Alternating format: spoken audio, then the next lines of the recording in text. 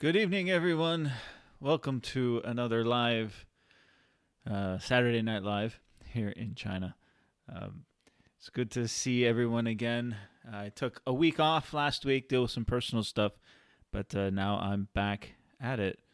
And the title of this live stream today is Freedom in the Rain. And there's a reason why I've chosen that title, mostly because, well, it's raining, and I am now free. So yesterday, which was Friday, right now it's about a quarter after 11 p.m. on Saturday night in Zhongshan, but yesterday was my final day at the college for the term. I did sign up for another year, and I'll be starting again in the fall, but now I have no online classes. There are no students at the college. It is completely empty. I'm the only one there, and it will remain that way until September. So between now and September, I honestly have no responsibilities other than to all of you on this channel. And I cannot travel. I still cannot go home to America. I cannot leave China. If I do, they will not let me back. Because the borders are still closed. Now, my residence permit has been renewed for another year. No problems with that. But things are the way they are in the world.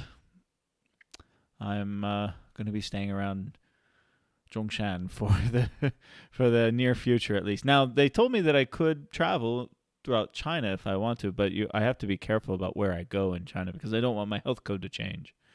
So for the next couple of weeks, I'm going to be taking care of some things around here and then doing some little trips throughout Guangdong, which I think all of you will find interesting. I know I will, but the weather has not been cooperating.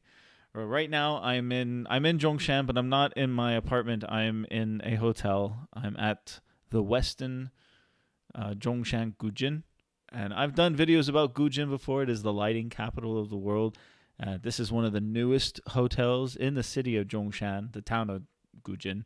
It's on the river, right across the river from the city of Jiangmen, where I had dinner tonight.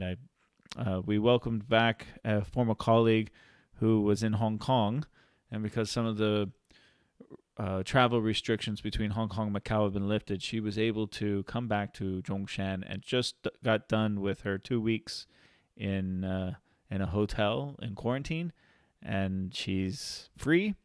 So a bunch of us went out to dinner in Jiangmen, had some hot pot, ate a lot. So I'm feeling very fat right now and tired. I was supposed to go hiking today in Jiangmen, but the weather didn't cooperate. But I'm in this beautiful hotel. Again, it's a Westin. It's very, very nice. Much nicer than the Swiss Hotel, the last place I stayed at in Foshan. But it has what they call the heavenly bed. And it's my first time staying in a Westin in China. And I got to tell you, this bed is super comfortable. I think it's better than the Sheraton one that I stayed in. So I'm really excited to have a good night's rest, sleep in tomorrow morning. Like I said, I'm on the 54th floor, and the views are incredible. Wait till you see the video I'm doing for this. It's gonna be a good hotel video. The swimming pool is not open, and the spa is closed as well. And the reason for that is because occupancy is so low. This is a hotel that caters mostly to foreigners, and the reason being, it's right next to the Gujin high-speed rail station, and it's on top of one of the largest lighting malls, which I did a video about a couple of years ago.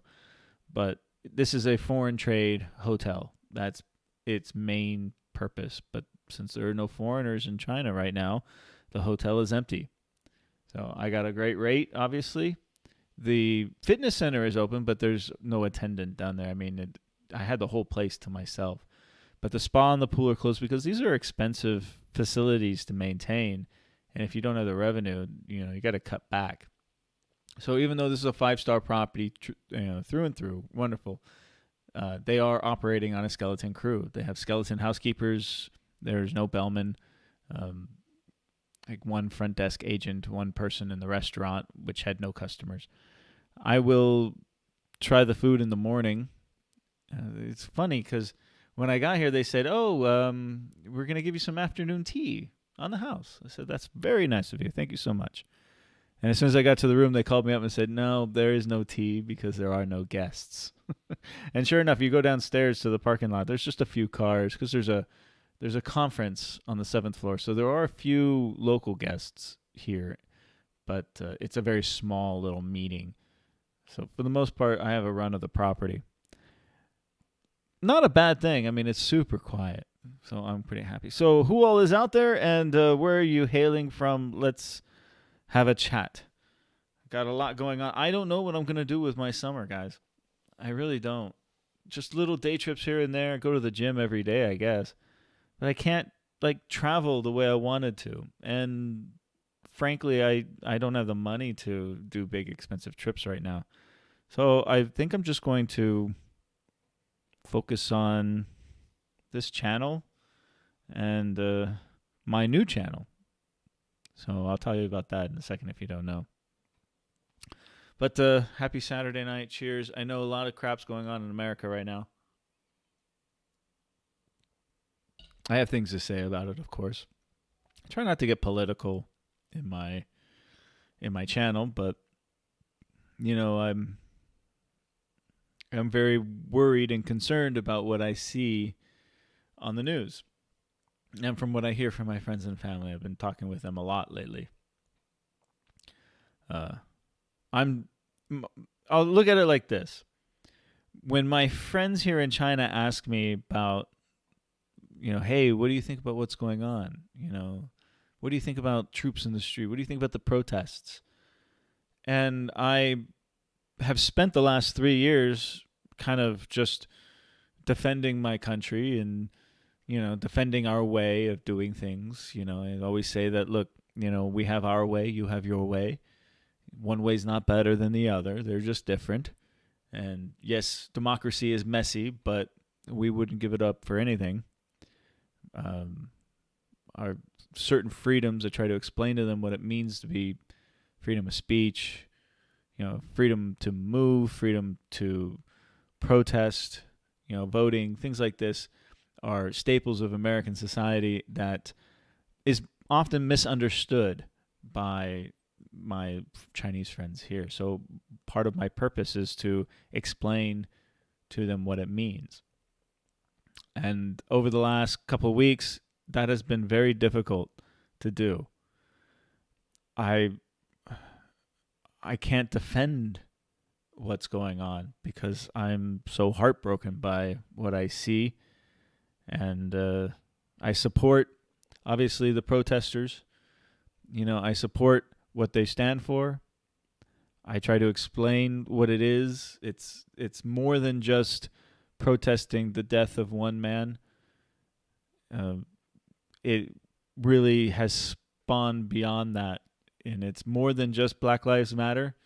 And they always ask me, what does it mean, Black Lives Matter? Why don't they say all lives matter? I say, you don't understand then, you know, the Black Lives Matter, you know, and I try to give them a history of race relations in America and why it's so important to distinguish the two sayings. That it all came to a head for me when I saw the Donald Trump speech in the Rose Garden, where he cleared the protesters and then walked over to the church and pretended to care. You know, I don't think anyone really saw that and said, "Oh, yeah, what a great leader." I definitely did not.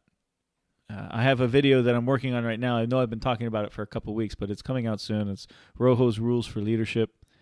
I feel like I can write a book on the subject, but I haven't finished filming it yet because it is such a heavy topic. So I want to make sure I get it right. So I'm still working on that. But anyways, when they ask me, like tonight at dinner, all my local Chinese friends ask me, Paul, what's going on? What do you think? What are your thoughts on it? And I didn't have anything to say. I couldn't form my words. I couldn't articulate my opinion well enough for them to understand. I literally just shrugged my shoulders. And that is what bothers me the most, is that I am speechless. I am so thrown aback by the events that are going on. And I wish I was there. I wish I was there to participate and to lend my voice as a true American. And some people have said that maybe I should talk about it in my vlogs. But that's not what my vlogs are about. I just, I think I'm still a little speechless on it.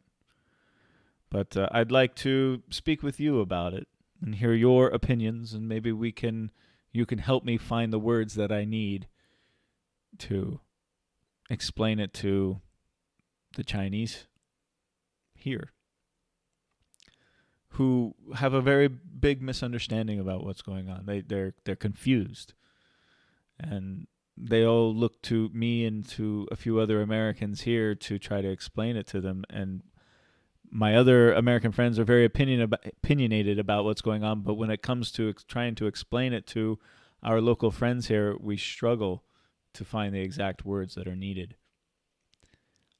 I'm very much looking forward to the election coming up. I remember, and I made a video actually about this. No, it wasn't a video. I'm sorry. I posted it on Facebook. I had only been in China for about a year, and that first year was wonderful. I mean, the relations between America and China were doing well. Obama seemed to be very well respected, and things weren't at issue. And then when Trump started gaining steam in the election, people asked me who he is, what's the deal with him, and I gave them my honest opinion, which was never a very good opinion. And then when he won, which shocked me, when he won, like many Americans, I think we had to take a step back and reassess the future. I did make a video about is the world a business? That's the question I asked, stemming from the famous movie Network, where they ask Albert Beale, the world is a business. Is the world a business?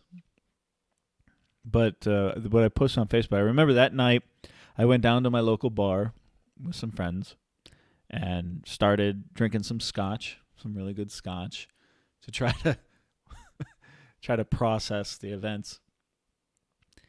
And I was talking with some of my local friends, and it dawned on me that, it might not have been the best choice for our president, in my opinion. I mean, everyone has their own opinion, and I will defend your right to your opinion. Whether I agree with it or not, I will defend it left and right. But the thing that got me was at least we had a choice. And I was comforted by that fact that it really separates our country from many other countries in the world. We had a choice. This November, we will have a choice again.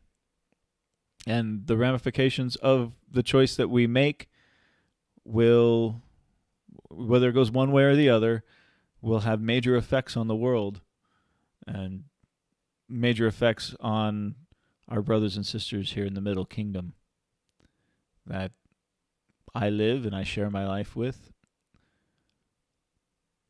So we are all kind of just waiting to see what happens and hoping that the world doesn't disintegrate into even more chaos between now and then. There's so much going on. It's very interesting times in the world. So that's what I have to say about that. Okay. Thank you all for letting me rant a little bit. Uh, do you think D-Day being overlooked by mass protest? Are you talk D-Day, or you mean Memorial Day? Um, no, I don't think so. I'm an old troop. Memorial Day is a very important day for me and many other troops out there. I had a comment from a friend, a very good friend. He said he didn't understand why we thank the troops, the active duty and the veterans on Memorial Day. And that should be placed for Veterans Day more, I guess. And he's right. That's Memorial Day is to honor those who have died for the country, right? And Veterans Day is to honor all veterans. But as a veteran, I think I speak for many veterans that there is a connection with all of those who died before and during the wars that we were fighting in. And the connection is that we didn't die. We survived. We came home, and we honor the people who died by living the best lives that we can.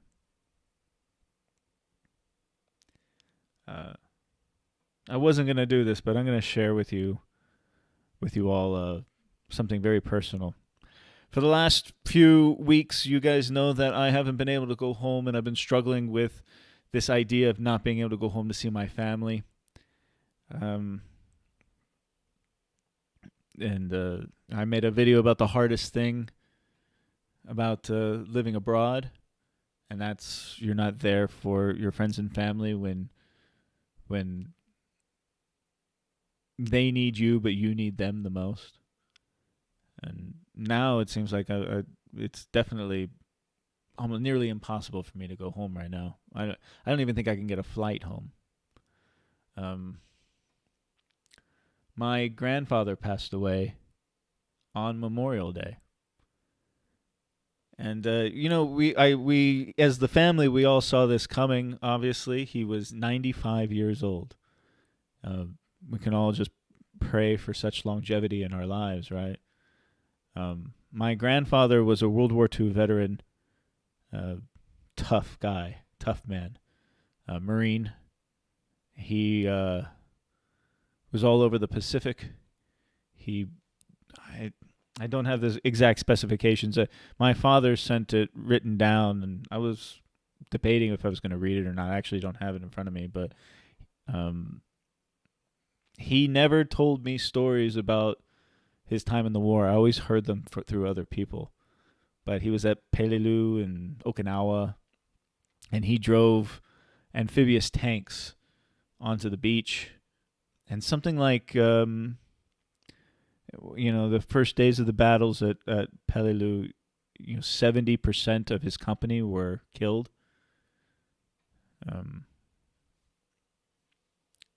Anyways, yeah, he lived a long time, and he passed away on Memorial Day a little over a week ago. And I cannot go home to participate in the funeral. A couple of reasons for, obviously, I can't get a flight home. If I went home, I'd be stuck in quarantine for 2 weeks. So I'd miss it. Plus, you got the COVID-19 thing going on, so the amount of people that would be allowed to go to the funeral as it is would be limited. But what really gets me is I won't be able to participate in the military honors. If you don't know, I was a military honor guard. That was my volunteer duty that I did. In addition to I was a combat engineer, but, in the little time that I had when I wasn't doing my regular duties or overseas or working part-time, at the hotel, I was doing honor guard work. And if you don't know, honor guard is more than just flag ceremonies and retirement ceremonies. The number one mission of the honor guard is to do military funerals. And I did a lot. I did a lot of World War II funerals, Vietnam veterans, and I did more than my share of active duty funerals for friends of mine. And my grandfather was the only other member of my family who was in the military. And I very much wanted to, wear my ribbons and take part in the military honors. And, the flag draped over the casket kind of thing. All veterans are entitled to this. That's one thing I shared with my grandfather. During the later years of his life, I wasn't very close to him, but he is my name, or I am his namesake. I was named after him. So they have that too. But anyways, lots of things going on in the world, and oftentimes we forget how they affect regular people. Yeah. I wish I had a photo I could show you of him. I don't have it loaded on my computer. I have it on my phone. Hold on. My father, it was my mother's father, but my parents have their own things that they're worrying about right now, that I'm still worrying about. But my father shared with me he shared the news, and sent me a great write-up. Here, I got a photo of him. You see that? Oh, that's me. That's my mother and my father and my grandfather. This was taken when I was in the service. I think I had just gotten back from the service. I'm in my late 20s here in Northern California, wine country.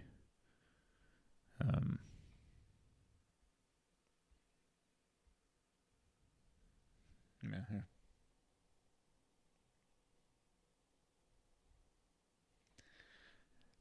Tough man. I think it says a lot that he waited till Memorial Day to pass away. Okay.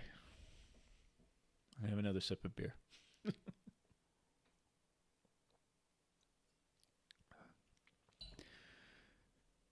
So that's definitely the hardest thing about living abroad. And it's something that I'm still worried about other members of my family. And I'm stuck here. I cannot leave. And I think one of the biggest reasons for this has nothing to do with COVID-19 and the virus and all that stuff. And I think it has everything to do with politics and an isolationism that my country has adopted very slowly but aggressively over the last few years. And I'm not alone. I'm not the only American in China, and I'm definitely not the only American overseas right now. But we are being alienated. We're expats, but we are not Americans. We are Americans fighting the good fight and living our lives, representing our country to other cultures and other countries. And I think my place in China right now is even more important than it ever has been. Just so that I can be a small little voice amongst my circle of friends to try to articulate and try to explain what's going on and how we act and why we do certain things. But it's so difficult to do that in today's environment. And I cannot wait for the election. Because I think after the election, it'll give us an opportunity to press the reset button and try to unravel all this damage that has been happening between our two countries, China and America. and I want to be here for that. It's the sacrifices that I'm making. I'm a little homesick, I won't lie, but I'm comforted with the fact that I have such great support from my family and my friends back home who understand why I need to be here, why internally I need to be here. Okay. Let's do some comments before we get to the news. Change the subject a little bit. Again, I'm struggling to articulate my thoughts. I've been struggling over the last few weeks. To your Chinese friends, start with what systematic racism means. Yes, I try to explain what exactly racism is, because in a homogenous society here, people are not purposely racist here. They're kind of accidentally or ignorantly racist. And it just means because they haven't been exposed to it, and they don't exactly understand it, so I do my best to explain it. Most Americans are mixed blood anyways. I'm a mixed blood, so I see different sides of this issue. But in order to explain systematic racism, you really go back in time and explain the history of America and civil rights and stuff like that. Because American history is pretty much lost to most everyday Chinese folks. They have a general understanding of it, but the little intricate details of, they all know who Martin Luther King Jr. was, but they don't necessarily understand what he stood for and why it's so important to our country. World has gone mad. Climate change, pandemic, mass protests, and Trump. I think it's exacerbated by the news and social media, even this YouTube channel and me doing a live stream with all of you today. It's more in our face. But the world has always been like this. There's always chaos somewhere. There's always some catastrophe, economic turmoil, war, famine, disease. This is the world that we live in, and it's the world we've always lived in. It's just in our face more now, and we are all more aware of it, which is a good thing, I think. It's good to be aware of these things. This is how you enact change.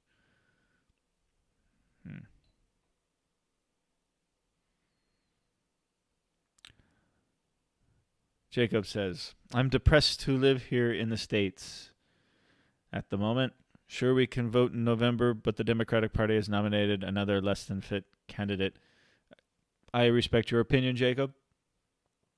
He might not be the best candidate. But I remember George Carlin had a great rant about this.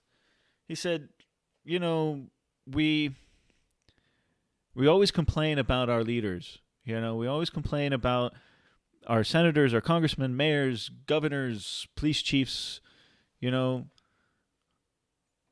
But if these are our leaders, where are all the competent, moral, natural-born leaders in our country? Where are they? Why aren't they stepping up and leading? Why aren't they coming to the forefront and taking responsibility and doing this? Where are they? And he said something like, this is the best we can do as a country. I'm not sure I agree with that. It's a little hyperbolic, but he's got a point that we need to start asking ourselves, If you don't like Trump, okay, great. If you don't like Biden, fine. If you don't like anyone, okay, fine. But where are all the ones that you do like? Where are all the leaders? And why aren't we pushing them forward? It's a very valid question. Yeah, John, it's a very hard subject with no simple answer. You're very right.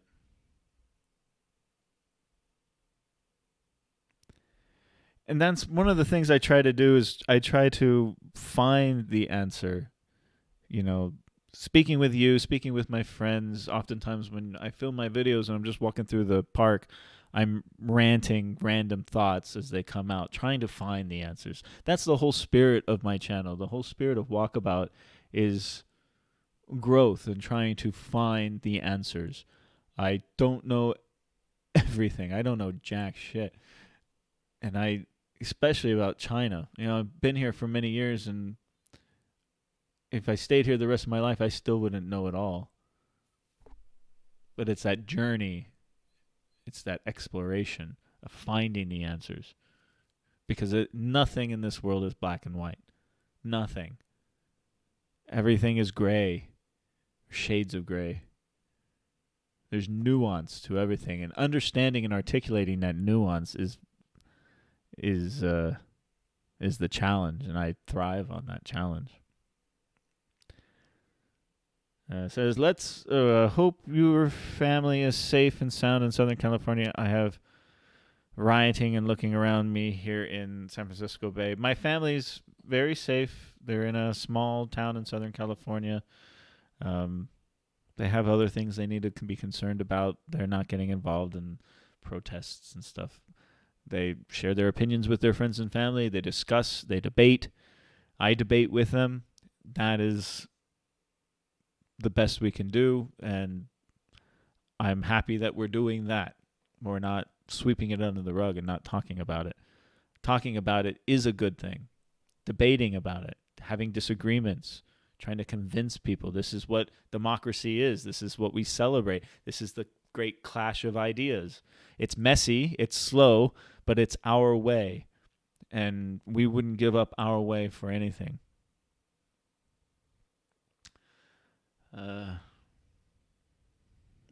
Let's hope Biden picks a strong running mate. I hope he does. I like the idea that he said he was going to pick a female. I applaud that. I think that's a good thing. There's many female leaders out there in the Democratic Party that I like.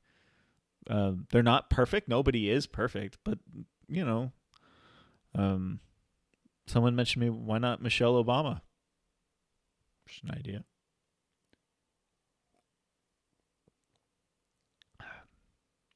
Don't see Biden having a chance to win. I disagree. I think he has a very good chance to win. But I also think Trump has a very good chance to win. It's going to be another down to the wire. You know, Trump has a lot of support, but Trump has a lot of haters, and Biden has a lot of support, even though Biden has a lot of haters. I think people are... people who support the Democrats, Biden, I think that they should not be complacent and think, oh, you know, Trump's shooting himself in the foot, we're definitely going to win. That's not the case. I think Trump has a very good chance of winning. He's got a lot of support. And if you want to change that, you need to be active, and you need to, you know, not step back and wait for results to happen. You need to make them happen yourself. So work hard for whichever candidate you want. You know, work hard at it. Again, many of my family are Trump supporters. Many of my family are Biden supporters. I hate the tribes of Democrat, Republican. I prefer to look at the man. I'm not either one. You guys pretty much know I'm a little more liberal, but I'm also very conservative on other things. I don't really identify with parties. I identify with values. My values, which are different than many other people's values. And I don't yell at them. I don't call them names. I don't automatically assume that someone who identifies with a certain group is an enemy or is wrong. We can have civil discourse when we talk about these things. And that's what it should be about. At the end of the day, we're all Americans. I hear you, Paul. I have some problems explaining to my friends here in the States. It's like they are in denial and will not listen. It's also that I think people are scared to listen. You know, a lot of people are very happy with their lives the way they are and not getting involved. But now it's affecting everybody, and people don't know how to process these events. There are events in our lives right now. The world isn't going to hell, guys. You know, the COVID-19 is not the end of the world virus. It never was. It never will be. It's something that us as humans have to deal with, just like cancer, just like famine, and everything else that humans have to deal with. We'll deal with it. Same thing with protests and, you know, police brutality and systemic racism and all these things that we are dealing with. We're dealing with it. We're doing it. It's not the end of the world.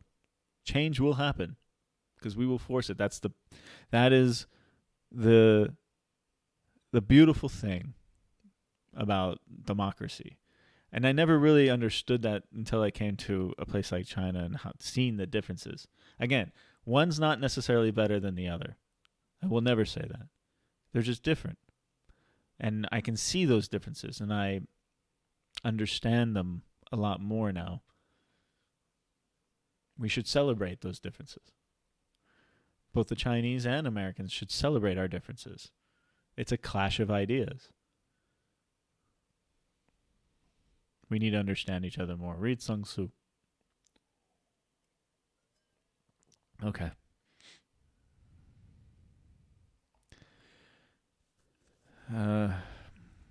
Some of these comments I'm not going to read because I don't want to go down that road.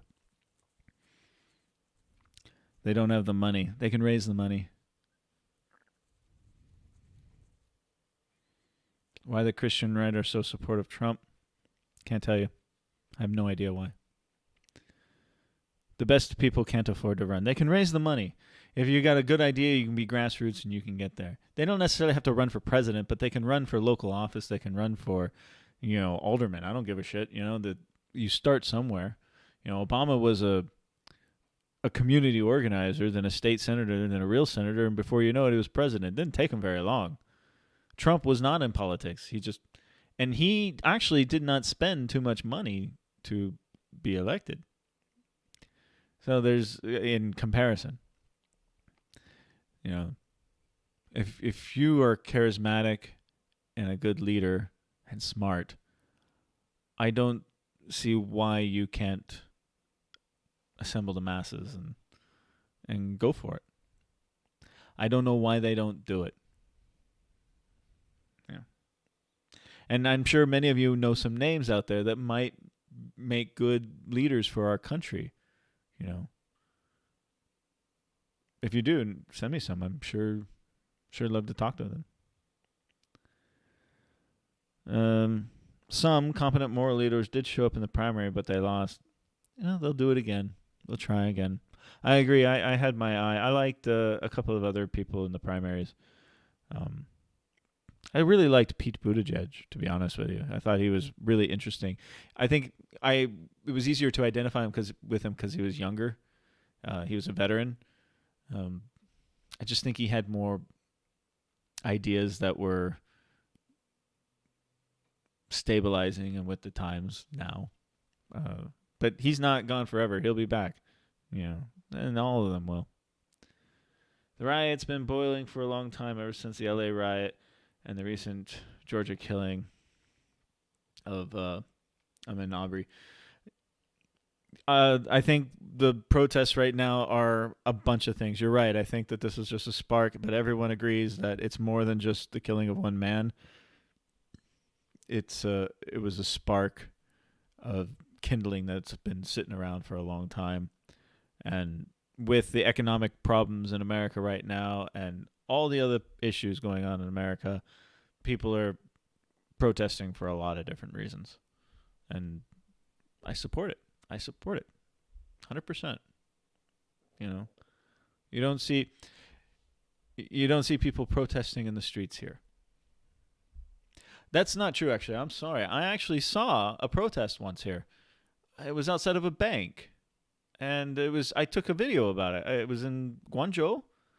It shocked me. And I made comments about it. It was a small little protest, maybe about 30, 40 people.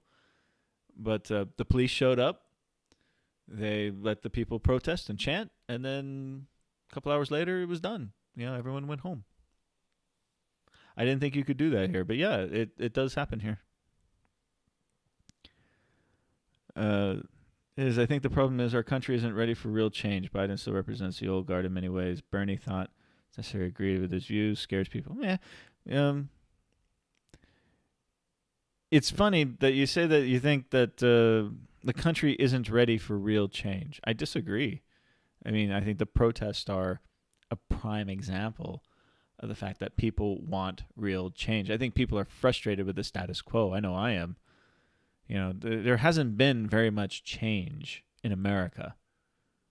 Even in the last 3 years. There's been little things here and there. We're headed in a direction that I disagree with. But fundamentally, overall, America has not changed very much. Compared to, when you travel around the world, you go to Africa, you go to ASEAN countries, you go there 1 year, go there the next year, it's completely different. In China, it's different every 6 months. There's change everywhere, constantly happening. Whereas in America, it just seems like people are lost in debate and nothing ever gets done. And it's just rhetoric and money getting thrown around and business as usual. I think people are ready for change. They want change.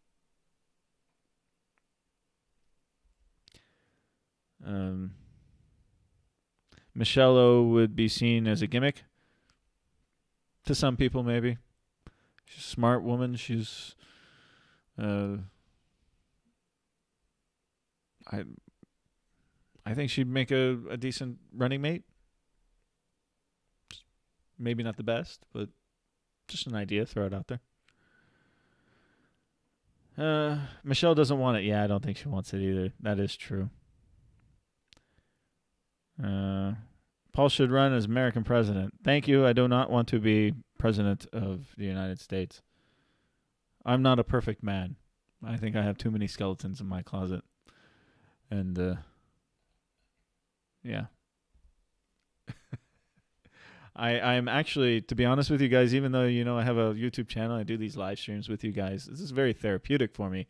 And I'm a very private person, extremely private person. I like to be alone, I like...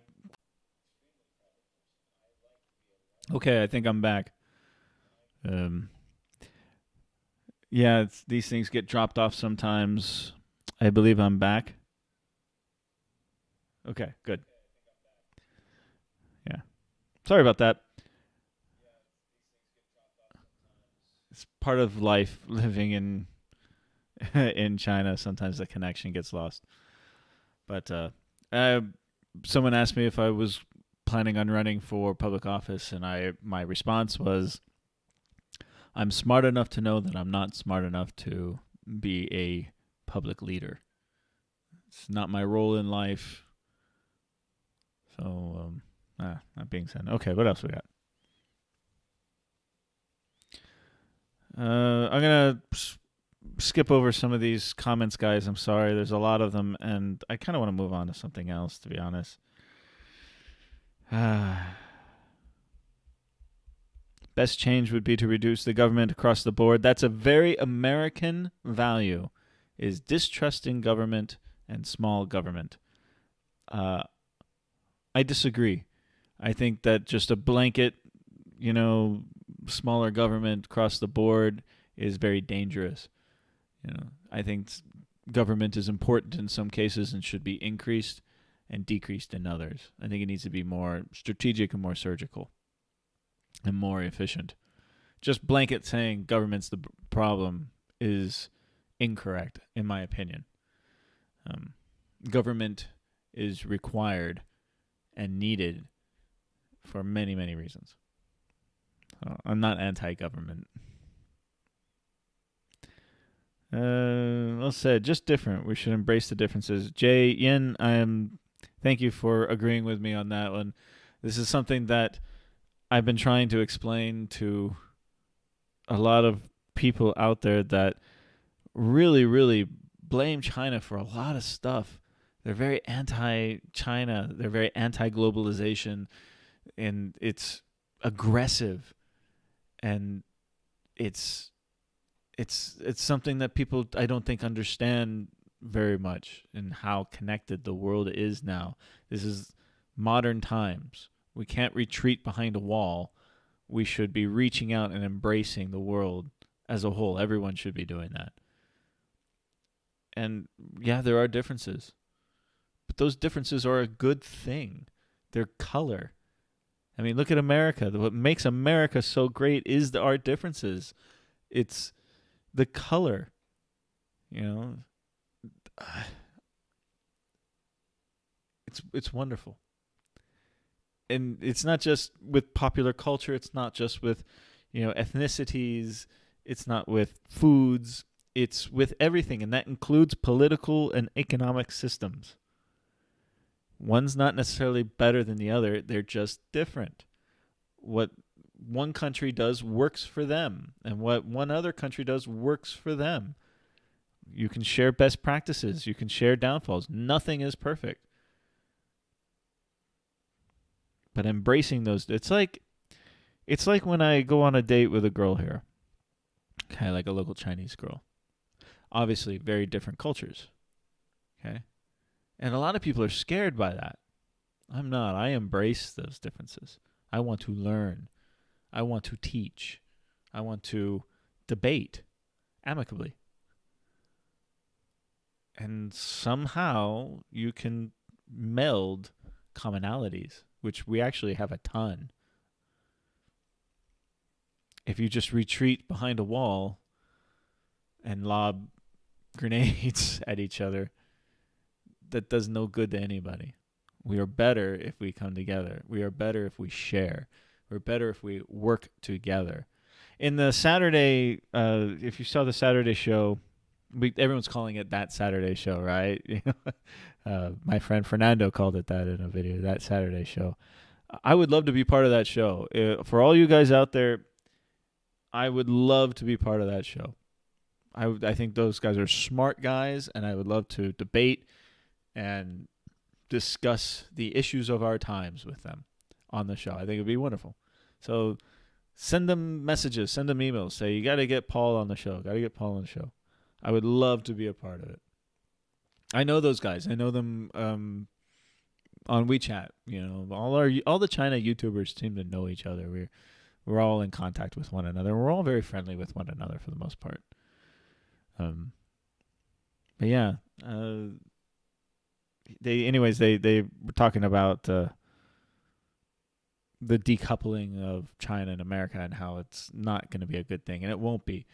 We will be more prosperous and better together. Oh, they were talking about the launch, the Dragon launch for SpaceX, right? And docking with the International Space Station, how China wasn't a part of the International Space Station, how much of a loss of an opportunity that was. I agree 100%. I agree 100%.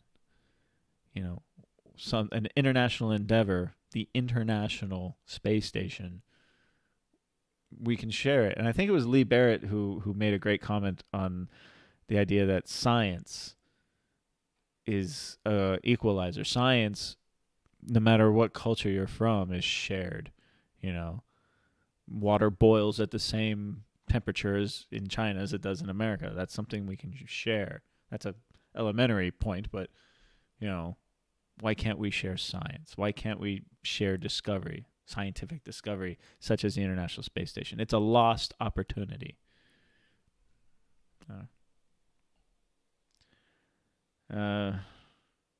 So I am unable to see the comments here, but thanks to one of my Patreons, I'm able to see the comments over here because I'm logged in and watching the live stream on my iPad over here. So let's see. At the end of the day, America don't want change.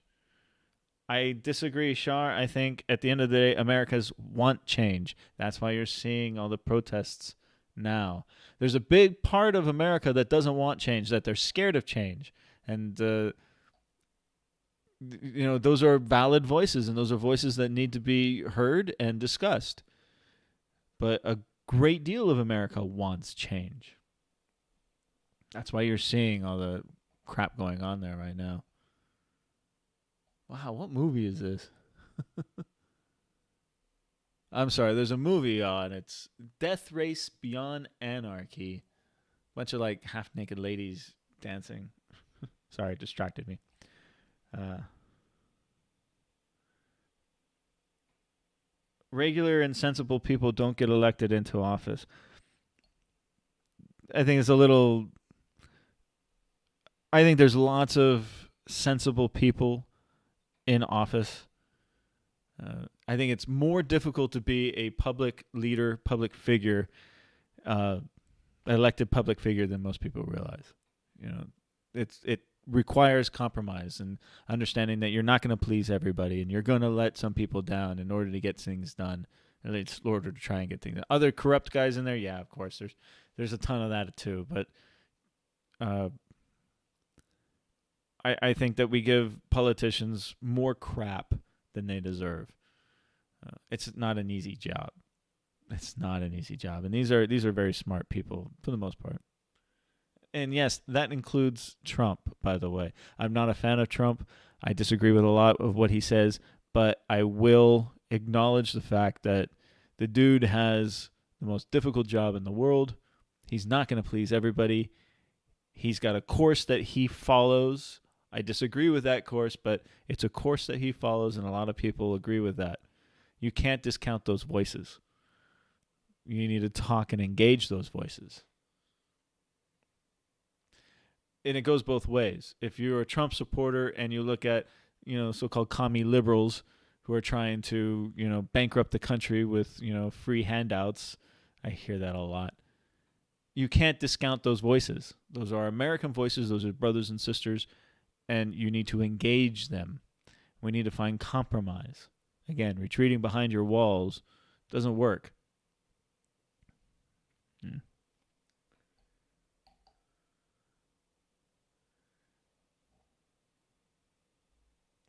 I thought there were anti-teachers in China on that show, but Austin in China was on last week. You should be on the list.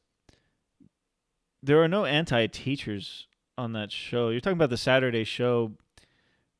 I think Alex is the only teacher on there. Everyone else has got their own gigs going on. Austin, I'll give you this. When I first started my YouTube channel, it was just for my friends and family. This was almost 4 years ago now. One of my very first subscribers was Austin. And he commented and he sent me messages and gave me support and, suggestions to make my videos better. He was great from the very. I didn't know the guy. I was a fan of his channel, but from the very beginning he helped me and supported me. And he's just a humble guy, a humble teacher. I have a lot of respect for that dude. I'm glad he's on there. I'm glad he's bringing his voice to that panel. Because believe it or not, all the people on that panel have very different opinions. They tend to share their opinions, and there seems to be a lot of agreement, but there's also a lot of disagreement. They're just being, forgive me, very political in the way they're talking about it. Yeah. Okay, so enough with that. I'm drinking some beer tonight. It is late. It's after midnight now. Again, I'm going to do the news with you guys and then fall asleep in this very comfortable bed. Sleep in tomorrow. Hopefully it won't rain. I can go do a hike, I hope. Well, let's go to the news. First and foremost, we must do some shameless self-promotion. So let me get this ready for you. Hold on one sec. I have my little tiny computer I'm working with today, guys. There we go. Okay. So if you don't know, I have started a new channel. Simple channel, just called Rojo Reads the News. I've been talking about this channel with my friends and my Patreons and saying, look, this is kind of something what I want to do. I don't know what to title it. And they said, well, what do you do? I said, well, I just read the news and comment on it. So they said, why not just say Paul reads the news? And okay, well, Rojo reads the news. So that's it. It's me reading the news. It's something that I enjoy doing with all of you during these live streams and discussing these issues. And they're very simple little segments. They take about 1 or 2 hours for each segment to record, edit, and upload. I'm committed to doing one per day. Some of them are as small as 3 minutes, some are as long as 12 minutes. I've got about 20 something segments up so far, and I've got another 8 that I've completed and are scheduled to be uploaded this week. Continue to do more. And I didn't want to flood my vlog channel with all this stuff of me just sitting at the desk reading the news and telling you and talking to you guys. The live streams once a week are fine, but I don't want to do this every day. So I just decided, let me make a new channel. Rojo Reads the News. It's mostly news about China, but it also has mixed in there some news about America, some news about Asia. I think I did some movie news as well, business news, real estate news, things that interest me. If you watch my channel, you're a fan of my channel, you know the topics that I like to talk about. That's what this is. I'm still going to do live streams and go over the news with you guys here, but I'd like to see more and more news about China. One of my biggest frustrations when I watch the news and see stories about China or other YouTubers who are talking about China, it's very narrow-minded. It's just we're in this space, and we need to talk about this, and everyone needs to be aware of this, and it's not always a good thing. Where China's a gigantic country, it would be like it to me when I watch the news media in all around the world, and I listen to other YouTubers talk about the news. It's the same thing they're talking about. It's all about government and government policies, and they did this, and oh my God, people don't understand the government. You need to wake up and stuff like this. And I'm tired of it. I really am. I'm not saying that those voices should be shut down, and I'm not saying they're necessarily wrong, and I will defend their right to their opinion and say whatever they want to the day I die. I think those are voices that need to be heard, and you need to listen to them, and you need to form your own opinions based on what is told. But there's not enough of it.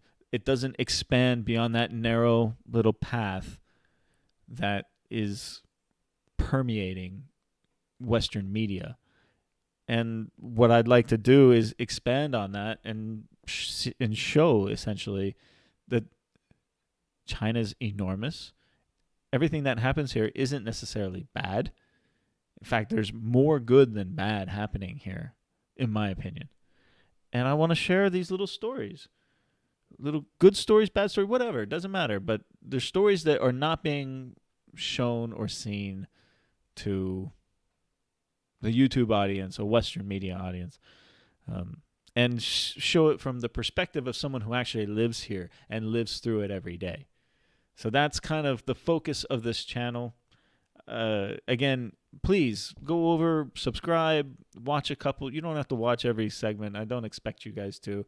But every now and then, if there's a topic that comes up in your feed and looks good, go ahead and watch it. And I'll talk to you about it and comment on it. And I'd like it to be interactive. And if there's a news story or article that you find interesting that you want me to comment on, by all means, send me an email and send it to me. I'd love to share all this stuff with all of you.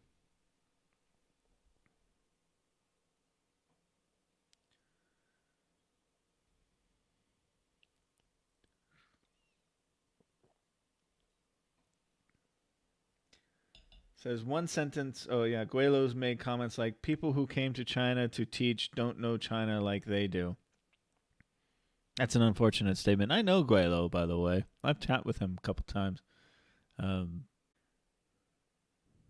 Okay, it looks like I'm back now. All right, sorry about that, guys. But yeah, I will be doing a video about are Chinese teachers unsavory based on that article that was written 3 or 4 years ago. It's a bunch of nonsense, really. I'm a teacher. I'm a proud teacher. Alex Absolute is a proud teacher. Fernando is a proud teacher. There are a lot of teachers here that are solid individuals. That stereotype that goes around that we are unsavory in some way, is really unfounded, in my opinion. It might have been at one time in the world, but the world is different now. Careful, Guido's little feelings are going to be hurt by your words. He will consider that a hit piece and ban you from your show. Yeah. I won't ever do a hit piece on other YouTubers. I think that's disgusting when people do that. Okay, so enough of that. Also, my blog, I've been focusing on hotel reviews. This last one I did of the Swiss hotel in Foshan kind of got a lot of flack for it on my page on trip.com because I did not give them a good review. And that's my honest opinion, and that's fine. But I will do another one for this hotel and a couple other ones. I've been focusing on hotels lately on my blog. Excuse me. But I'm going to expand on it with some other things, especially this summer when I have nothing else to do. If you want to contact me, you can support me on Patreon. I have a couple of Patreons. Thank you so much for supporting creators, not just me, but any of you out there who give money to content creators, especially up-and-coming ones that put in all this work and really don't make any money from it. You guys are awesome, all of you. You know, anyone who supports content creators. If you like my content, you can buy me a coffee. I've had a couple of coffees bought for me in the last couple of weeks, maybe 3 or 4. Thank you to those guys. If you leave a comment on the page, I will send you a thank you. And true enough, that money I actually do use to buy a cup of coffee as I edit my videos at my favorite coffee shop. So thank you again for that. Follow me on Facebook, Walkabout Rojo. I also have another Facebook page that I've made for the Rojo Reads the News channel, but I haven't really, it's something I need to develop more. So, or you can follow me on Twitter at Walkabout Rojo. Okay. Thank you very much. Okay, I don't have Instagram, by the way. I tried to sign up for Instagram to share photos and stuff like that. Most of the photos I will share on my Facebook page, but I wanted to try and do an Instagram, but for some reason, I can't log in. There's some kind of password crap going on. I'm not quite sure. Okay. You did a cartoon of him? Did I miss the cartoon? All right. First part of the news. China didn't cover up the pandemic information. Let facts speak. Okay, so coming out swinging in the very first one. Where's this source from? This is from People's Daily. So it is, of course, from a... Now, China has many media sources, okay? Not all of them are run by the state or state-backed or, have any kind of influence with the state. Many Chinese sources of media are independently run and have independent editorials, okay? So it's a big misnomer that all Chinese media is run by the state, and that's not true. This one, however, comes from People's Daily, which does have ties to the government, so take it for a grain of salt. But and when you read through it, you'll understand what it is. But it is something that I have an opinion on that I want to tell you guys. So, China didn't cover up the COVID-19 pandemic, and facts have proved it, says Zhongshan, a respiratory professor at Guangzhou Medical University. Zhong made the remarks at a symposium chaired by Chinese President Xi Jinping on developing a strong public health system to safeguard people's health on June 2nd. The professor quoted the results released by Wuhan, Central China's Hubei province, of its citywide nucleic acid test on the same day. Total of 300 asymptomatic patients were found after almost 10 million residents in the city were tested from May 14th to June 1st, with no confirmed COVID-19 cases. The results prove that China has been honest with its pandemic report, said Zhong, adding that the country has shared pandemic-related information in a timely, open, and transparent manner. After the pandemic broke out in Wuhan, the 84-year-old professor, as head of a high-level team of experts on epidemic prevention and control, set off to Wuhan and concluded with other professionals that the virus can be transmitted from one human being to another. Under the suggestions of the experts, the Chinese government decided to lock down Wuhan and conduct large-scale prevention and control in the rest of China, which has later been proved effective, according to Zhong. It is because of the early research, judgment, and decisive action that China has reached temporary results in epidemic prevention and control, with the infection and mortality rate ranking the lowest in the world. Zhong also noted that China has not only actively treated the disease, but has summarized the experience in therapies in a bid to help other countries and promote the development of the discipline, which Zhong believes is a great progress compared to how the country handles SARS 17 years ago. According to the National Natural Science Foundation of China, by May 10th, 650 articles about epidemic prevention out of all the 2,150 published on authoritative journals came from China, Zhong pointed out. So there's a lot of opinion about this. There's a lot of emotion going on about this. This is what I'm going to say about it, okay? I lived through it here in China. I remember it step by step. I saw it happening in real time when the rest of the world had no idea about it or didn't care. And it's not necessarily that China was covering it up. It was in the media. It was all over the news. It's just the rest of the world didn't care. They weren't reporting on it. And I remember this specifically because in late November, early December, I have a very good friend of mine that came down with pneumonia, a colleague. And he was very, very sick. And there was all these news stories about something going on in Wuhan, about some kind of mysterious pneumonia. And we said, hey, this could be it. What's going on? And we all talked about it. It was very, very prominent in the news here. And as things progressed and people learned what was going on, they took steps. And I didn't think there was any kind of delay. I didn't feel as though there was any kind of... In fact, I thought that they were a little jumpy, to be honest. You guys know this. I've talked about this. Now, Western media and Western people might have a different opinion about it. But it is nature. This is nature.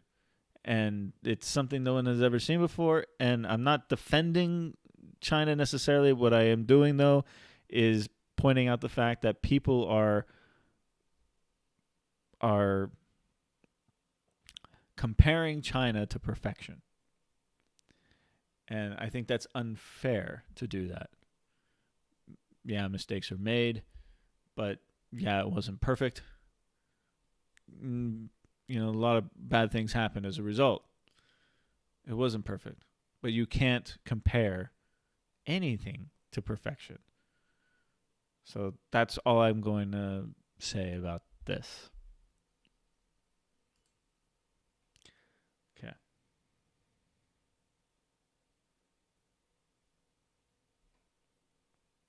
Jamaica Funk, you're right. We were all vlogging about the virus. During the lockdown, everyone was vlogging about it, but I'm talking about in like late November, early December, before there was actually something to vlog about.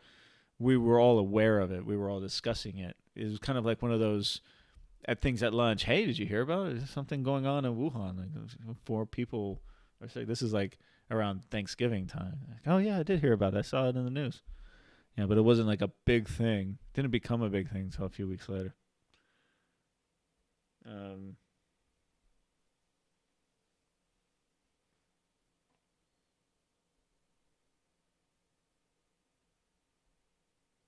Okay. Top 10 cities for economic recovery after coronavirus. This is something that I'm very, very shocked to see, is how quickly the economy is getting back on its feet. I know in America they came out with a jobs report recently, right? 2.5 million people. Good. Great. I think Trump took a little freaking victory lap on that one. Didn't deserve to, but yeah. China's getting back on the ball, guys. They're doing well. And everyone in the administration in America's, blah, blah, blah, they're complaining about things and talking about, and China's kind of indifferent to it. They're like, whatever, we're going to do us. We're going to do our thing. And they are. And they're doing much better. Here in this lighting town, I was here a few weeks ago when the epidemic was still going on. A couple months ago now, actually. Yeah, it was a long time ago. I did a video about it. Walking around, and there was nobody in the malls. There was nobody shopping. It's all changed now. It's 100% things are moving here big time. There are still some factories that are empty. They're being repurposed. There's an awful lot of tenant improvement stuff going on. There's new restaurants opening, new businesses. People are getting back to work. It is remarkable how resilient this economy is. It's fascinating to witness. It really is. Steve asks, U.S. government will slow to react because of it, our own internal politics between Republicans and Democrats. That's one reason. I think America was definitely slow to react. I'll say one more thing about this because I don't want this to be about COVID-19 all the way through. There's other things we can talk about.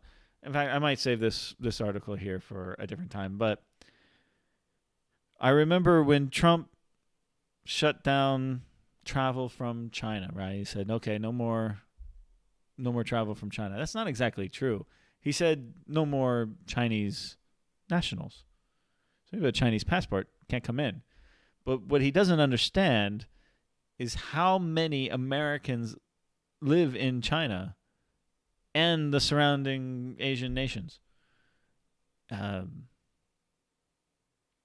They all came back. So you see it on YouTube. The vloggers, they all left. They all left and went back, and nobody was testing. Nobody was putting people into quarantine. They walked right into the country, and Trump's, well, oh, look at me. I stopped travel from China. And no, you didn't. No, you didn't. You just blocked one passport from coming in. You didn't block travel from China. It's things like this. These little half-truths that you hear, that it's not the full story.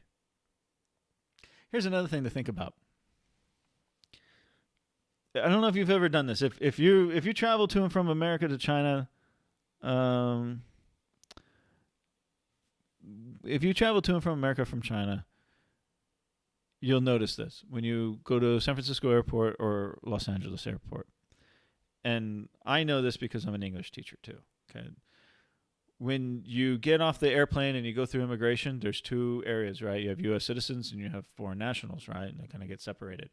Well, many of the families that come back, the parents are foreign nationals, but the children are American citizens. And I see this at every port of entry I go to in China. You'll have the parents with one passport and a United States passport for the children. And we've talked about birth tourism before. This is a real thing, especially in Southern California. It's been going on for decades, a very, very long time. It's still going on right now. Yeah. People don't realize how, and I know this too because many of the students that I have had in the last few years are either the parents of these children or the children themselves getting ready to study abroad, or the parents are getting ready to do business abroad or follow their children abroad. This is a real deal. Whether you agree with the politics or not, this is the reality of life. Now, I don't disagree. I think it's okay. It's what America's all about. I'm pro-immigration. I think it's fine. But I think people are blind to the fact of how many people around here have green cards, because you can get a green card just by investing. And there are a lot of rich people in China who go out and get a green card. There are many people here who have American passports. And they don't speak English. That's why, and they're my students. It's very common. And a lot of people don't know that. Yeah, and Americans rushing back from Europe, that was another thing. But if you noticed, he learned his lesson from that when they were coming back, because all the East Coast COVID-19 came from Europe, not from China. But he shut down all travel, including American citizens from Europe. So that's shutting down travel. All right, let's move on from this, guys. We Are One Guangzhou campaign aims to tackle xenophobia. This one comes from That's Guangzhou, came out today. Guangzhou is an increasingly diverse city with migrants from around China and the world calling the metropolis home. Unfortunately, the global COVID-19 outbreak has made living in the city slightly, more complicated. In an effort to address the rise of xenophobia in Guangzhou over the past couple of months, the folks at Global Friendship have launched the We Are One Guangzhou campaign.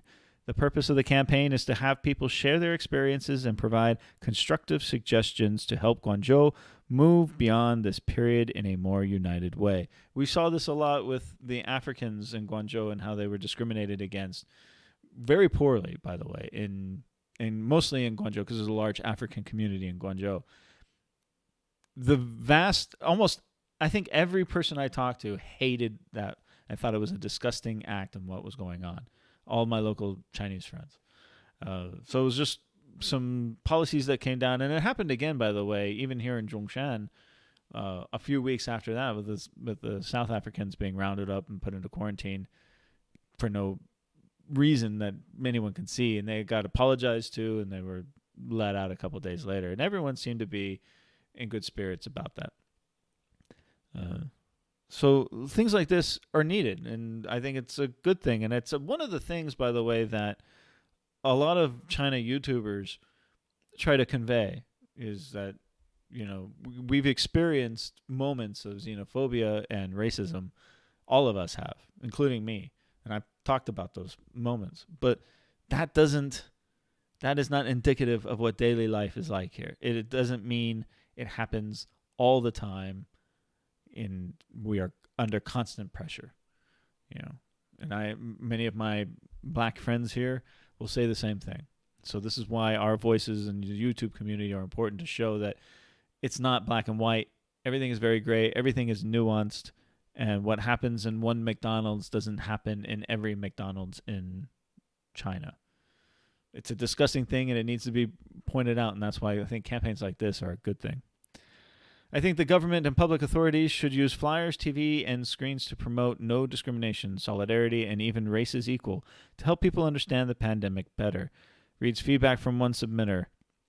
Another writes, there should be more activities to share each other's cultures and understand one another more deeply. That's not good. That's a pretty good idea. We have those in America, especially after 9/11. There were a lot of Christian, Muslim activities, to help understand each other's religious cultures. This is not a bad idea. This would be a good thing. The problem is there's such very few foreigners in China. And for the most part, those who embrace the foreign community here are very understanding and want to learn more. So do you want to offer insight and suggestions based on the recent experiences in Guangzhou? Scan the QR code to participate in the We Are Guangzhou campaign. See, there you go. Love to see more of this. And, I applaud efforts like this.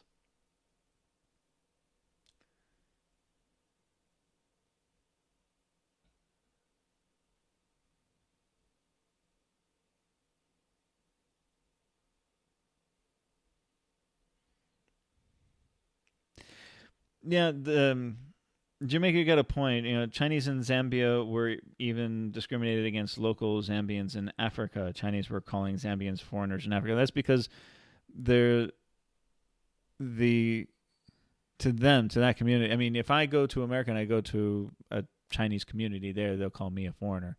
It's not meant necessarily to be a bad thing. There's a negative connotation in our culture to that term, but to the Chinese, it just means outsider. It just means someone different. And most of it stems from, not willful ignorance, but an ignorance because they just don't know any better. They haven't been exposed to it so much. China is still, and has been, and is still a very closed off society. And the more they open up, and the more they allow, and the more they learn, the better it will become, the more education they have.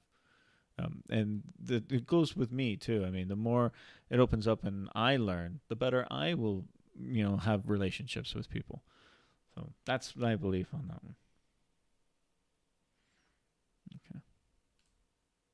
Married couple still going Dutch after 30 years sparks debate. I love talking about stuff like this, guys. Again, I'm not married, and there are many reasons for that, and this is one of them.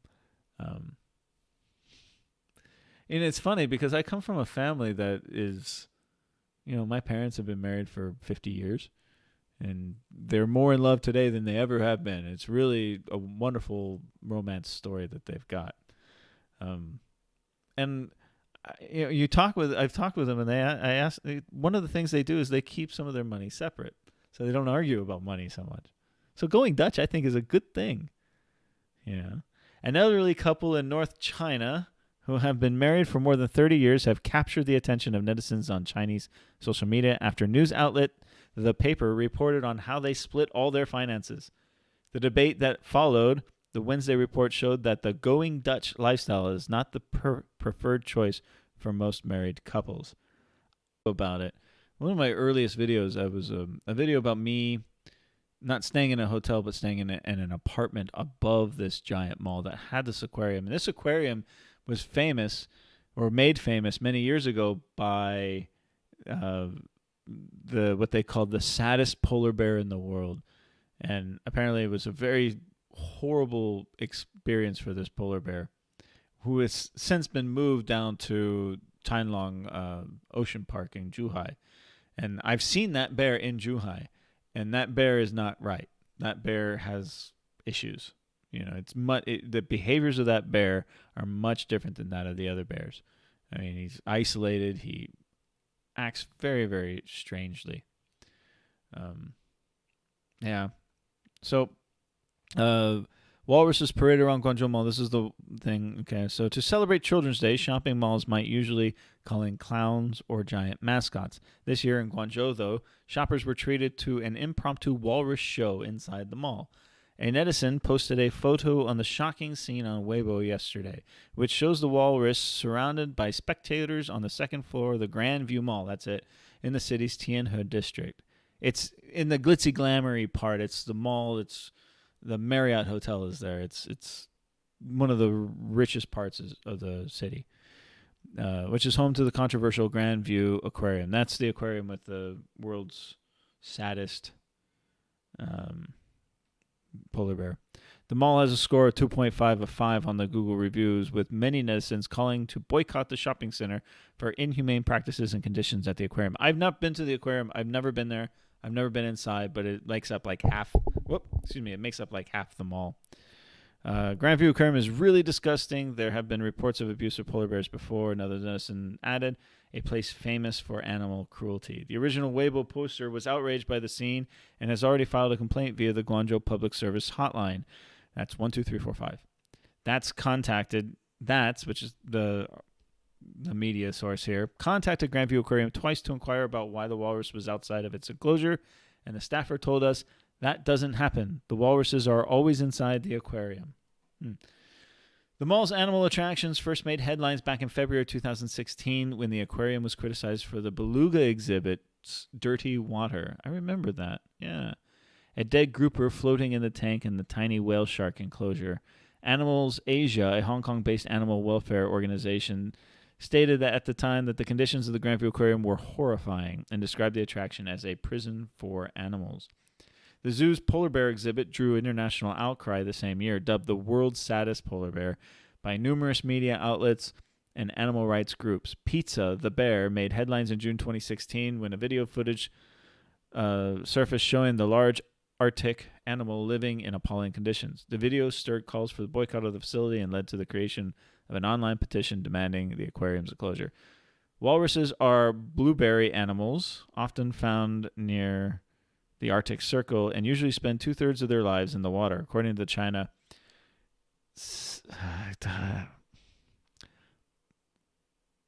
Statistician. I'm sorry. Yeah. English still baffles me as an English teacher sometimes. Which also commented on the post, the walruses in China are wild caught in Russia. Living in an aquarium, let alone waddling around a shopping mall in Canton, is far from their ideal natural habitat. So I have talked about this before. I have mixed feelings about things like this. Now, I've not been to this aquarium, but there are aquariums like this all over the world. This one gets a lot of attention because, number one, it's in China. It's in, Guangzhou, and it's in the ritziest part of Guangzhou. And it had some bad press rightfully so, in the last few years. And many people are anti-zoo and aquarium completely. I am not. I have mixed feelings about it, but here's one thing that I will say. These children and myself will never see a walrus in the wild, ever. We'll never see tigers, we'll never see whale sharks in the wild. So these are opportunities to educate. And yes, these walruses may or may not have a better life in the wild. Certainly would have nicer enclosures. But these are sacrifices that these animals are making to educate us so that we understand more. The issue comes from, are they willing participants or are they captives? That is where I have the mixed feelings about it. But I'm not going to change anyone's mind on these issues, and I'm still developing it in my own mind. Yeah, the walruses don't. A divorce in California. Wait, I got a couple of things.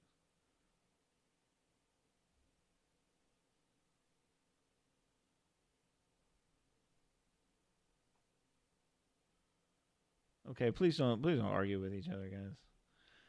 A divorce in California will bankrupt you for the rest of your life. 10 years auto split will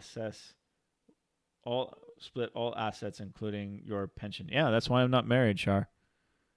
I don't fear marriage. I fear divorce. The laws are very much against men in these cases, and I personally don't see any benefit for men to get married unless you want children. I don't want children, so why would I ever get married? I can live a happy life, with a beautiful, lovely woman, and I don't need to get the state involved. What was it? Doug Stanhope, great comic from Bixby, Arizona. We love each other so much. What we have is very special. Nothing could ever change our feelings for each other. We'll spend the rest of our lives together, but before we do, we need to get the government involved. It doesn't make any sense.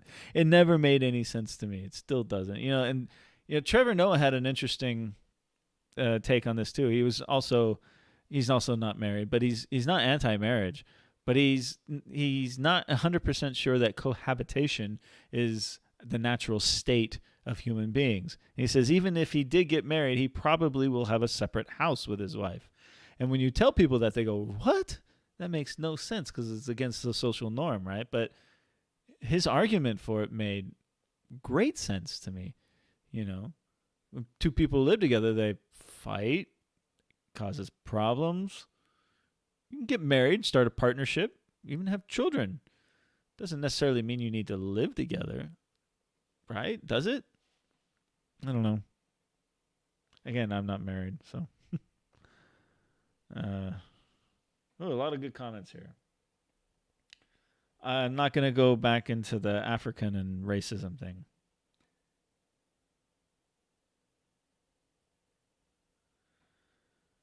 I saw, was it, I am in U.S. and sometimes still call my hubby Lawai. That I got to share an experience. I was at the front desk of the hotel today, just chatting up the front desk and asking some questions, and two little children, they must have been like 4 or 5 years old. They came running over to me. I don't know these kids. They're just random kids in the lobby and screaming, "Lawai, Lawai, Lawai." And they both came up to me, a little girl, little boy, brother and sister, and gave me a giant hug. "Lawai, Lawai, Lawai." It was so adorable.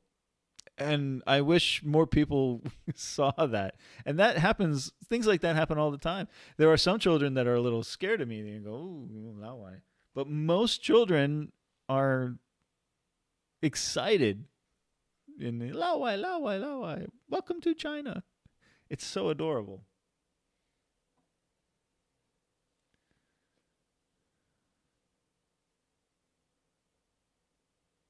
I saw the water show at an aquarium in Tianjin. The trained walrus stole the show. I go to zoos. I'm gonna go to the Qianlong Safari Park. I went there once when I first came to China. I never did a video about it. I've done a crappy video about the aquarium. I'll have to go back. But I've already been to the aquarium like 2 or 3 times. But the safari park here is phenomenal. It's really an amazing zoo. The Guangzhou Zoo, the Zhongshan Zoo, not so much. Yeah, yeah. But the Qianlong Zoo here in Panyu, that's the Qianlong Safari Park. I've been to the water park. I've been to the Paradise roller coaster park, and right next to that is Safari Park. It's really nice. They got some amazing exhibits, and I'm looking forward to going back. A couple more, guys, and then I need to get off. China to officially start looking for aliens in September. Woohoo! You've seen this. I think this is in Guangzhou. This is like the world's largest radio telescope. It's built into the mountain. I mean, it's tough to see the scale of this from this picture, but it is gigantic. China is going to start searching for extraterrestrial life this year.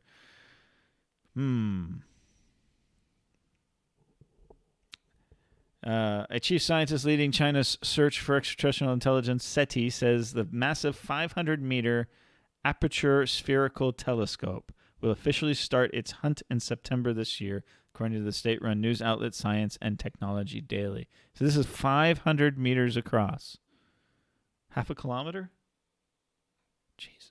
It's just huge. And I wanted to go to Guangzhou and do a little walkabout and drive around. And one of the things I wanted to see was this. Construction of the FAST telescope started in 2011 and was completed in 2016. So it took 5 years, which is a lifetime in China. Construction here happens very fast. It took 5 years to build this to give you an idea how big it really is. It officially went in operation in January and is open to astronomers around the world. In March, SETI scientists published a concluding their preliminary observation results with FAST. It includes research on how to improve the telescope's ability to remove radio frequencies, interference from Earth, and identifying interesting narrowband candidate ET signals that could have come from extraterrestrial civilizations. This telescope is currently undergoing an upgrade. So it took 5 years to build, and in those 5 years, now it needs an upgrade. Yeah. In a speech in March, Zhong said, it will take further examination to see which of these signals could actually be from extraterrestrials, but it's most likely that none of them are. Zhong also said that the search for aliens will not interfere with the normal scientific operations that FAST is tasked with. That includes discovering pulsars and other interstellar radio signals that may offer clues about the formation of the universe. Great stuff. I love stuff like this. See, these are news stories you're not going to see on CNN. You're not going to see anti-China YouTubers talking about things like this. You're only going to see it places like, if you live here and you actually read this stuff, or places like my channels. So,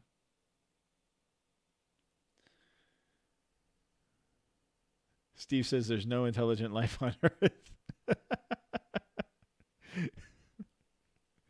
Yeah, you're funny, brother. These kind of smoked beef from Guangzhou. It has kind of marbled fat. Absolutely delicious. I'd recommend it, but Chinese name escapes me. Huh? I'll keep an eye out for it. I like beef.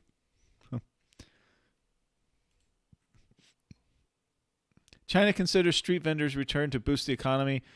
I won't read this. I want to do this in a Rojo Reads the News and RTN, but I want to say this.